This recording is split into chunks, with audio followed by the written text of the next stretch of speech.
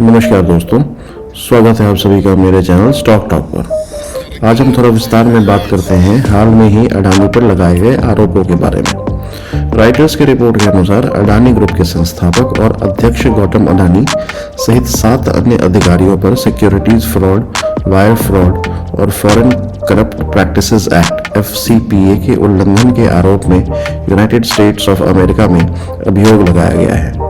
Brooklyn federal court में घोषित आरोपों में कहा गया कि इन्होंने भारत में सोलर एनर्जी कॉन्ट्रैक्ट हासिल करने के लिए एक कॉम्प्लेक्स ब्राइबरी स्कीम बनाई और $3 अरब से अधिक की राशि जुटाने के लिए इंटरनेशनल इन्वेस्टर्स को गुमराह किया।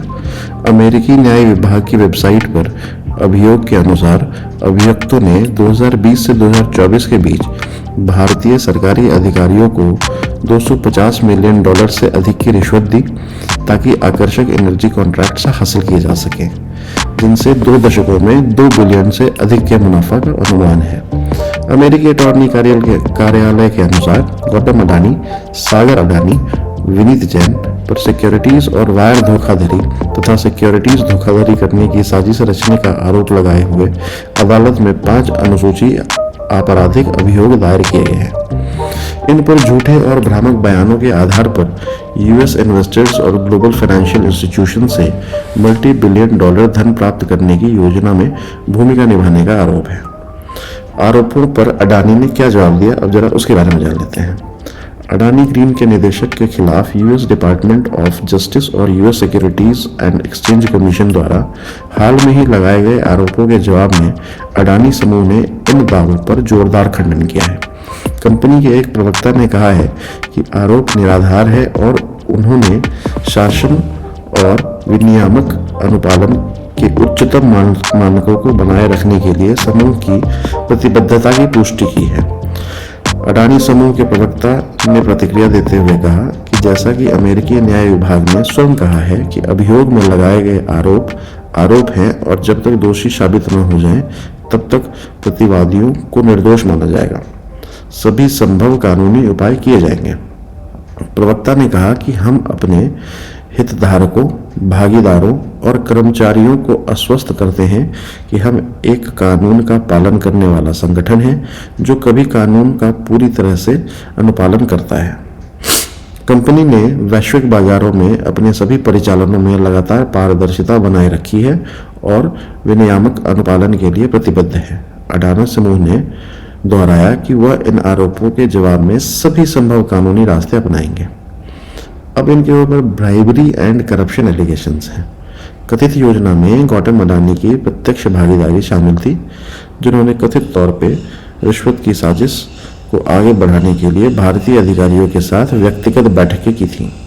एविडेंस में इलेक्ट्रॉनिक कम्युनिकेशंस, डिटेल स्प्रेडशीट्स और रिश्वत की राशि का पता लगाने वाले डॉक्यूमेंट्स की तस्वीरें भी शामिल हैं। कहा जाता है कि सागर अडानी ने रिश्वत की बारीकियों को दर्ज करने के लिए अपने मोबाइल फोन का इस्तेमाल किया, जबकि विनीत जैन ने रिश्वत भुगतान का सारांश कैद किया। पीटीआई की रिपोर्ट के अनुसार deputy assistant attorney general Lisa Miller ने मामले की गंभीरता पर प्रकाश डालते हुए कहा, इस अभियोग में भारतीय सरकारी अधिकारियों ने $250 मिलियन से अधिक का रिश्वत देने, अरबों डॉलर जुटाने के लिए निवेशकों और बैंक से झूठ बोलने और न्याय में बाधा डालने की योजना का आरोप लगाया गया है। यह अपराध कथित तौर पर वरिष्ठ अधिकारियों और निदेशकों द्वारा अमेरिकी निवेशक की कीमत पर भ्रष्टाचार और धोखाधड़ी के माध्यम से बड़े पैमाने पर स्टेट एनर्जी सप्लाई कॉन्ट्रैक्ट प्राप्त करने के लिए किए गए हैं। अभियोग में रंजीत गुप्ता और रुपेश अग्रवाल एक अक्षय ऊर्जा कंपनी के पूर्व अधिकारी हैं, जिनकी सिक्योरिटीज का कारोबार न्यूयॉर्क स्टॉक एक्सचेंज में हुआ था, तथा साइरल कैबेन्स, सौरभ अग्रवाल और दीपक मल्होत्रा, जो एक कैनेडियन इंस्टीट्यूशनल इन्वेस्टर के पूर्व कर्मचारी थे, उनके ऊपर भी रिश्वतखोरी योजना के संबंध में फॉरेन करप्ट प्रैक्टिसेस एक्ट का उल्लंघन करने की साजिश का आरोप लगाया गया है।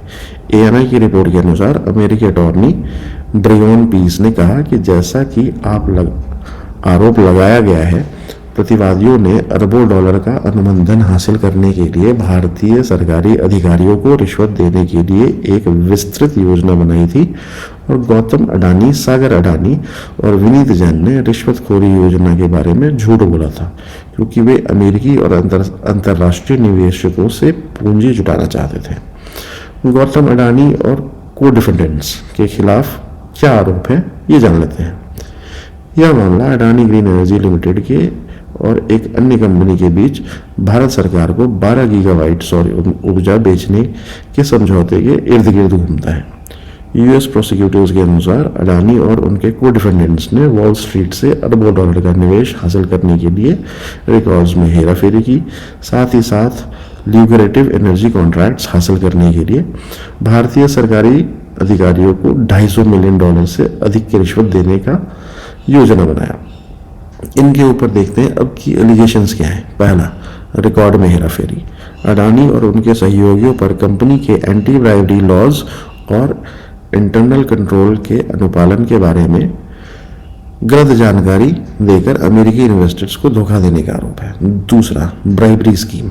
प्रोसिक्यूटर्स का आरोप है कि डिफेंडेंट्स ने स्टेट एनर्जी सप्लाई कॉन्ट्रैक्ट जीतने के लिए भारतीय अधिकारियों को रिश्वत दी, जिससे 20 वर्ष में $2 बिलियन से अधिक का मुनाफा होने की उम्मीद है। तीसरा, misrepresentation to investors. The US securities and exchange commission का दावा है कि गौतम और सागर अडानी ने निवेशकों को यह झूठ बोलकर गुमराह किया कि अडानी ग्रीन एनर्जी ने एक मजबूत एंटी ब्राइबरी कंप्लायंस प्रोग्राम बना रखा है और इसके अधिकारियों ने रिश्वतखोरी में शामिल होने या ऐसा करने का वादा नहीं किया है। क्या अभियोग का प्रभाव कुछ पड़ा है? इस अभियोग का अडानी समूह पर महत्वपूर्ण वित्तीय प्रभाव पड़ा है। अब वो क्या क्या पड़ा है वो देख लेते हैं। बॉन्ड की कीमतों में गिरावट आई है, मतलब घोषणा के बाद शुरुआती एशियाई व्यापार में कई अडानी कंपनी के डॉलर बॉन्ड में भारी गिरावट आई है। दूसरा, अडानी पोर्ट और विशेष आर्थिक क्षेत्र।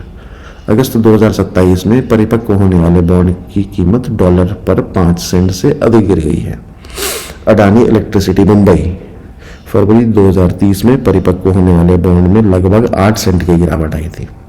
अडानी ट्रांसमिशन बॉन्ड में 5 सेंट से अधिक की गिरावट आई है। हिडनबर्ग रिपोर्ट के बाद सबसे बड़ी गिरावट है। बाजार की प्रतिक्रिया जनवरी 2023 की हिडनबर्ग रिसर्च रिपोर्ट के बाद से अडानी की कंपनियों के लिए सबसे बड़ी गिरावट को दर्शाती है, जिससे समूह पर स्टॉक हेरफेर और लेखांकन धोखाधड़ी का आरोप लगाया गया, जिससे उस समय मार्केट वैल्यू में $150 बिलियन का सफाया हो गया था। अब देखते हैं कि इनके स्टॉक्स पर उस दिन क्या क्या फर्क पड़ा। एसीसी सीमेंट लगभग 7% नीचे, Adani enterprises 22%, Adani green 19%, Adani port 13%, Adani power 10%, Ambuja cement 12%, Adani total gas 10%, Adani Wilmer 10%। NDTV थोड़ा संभल गया था।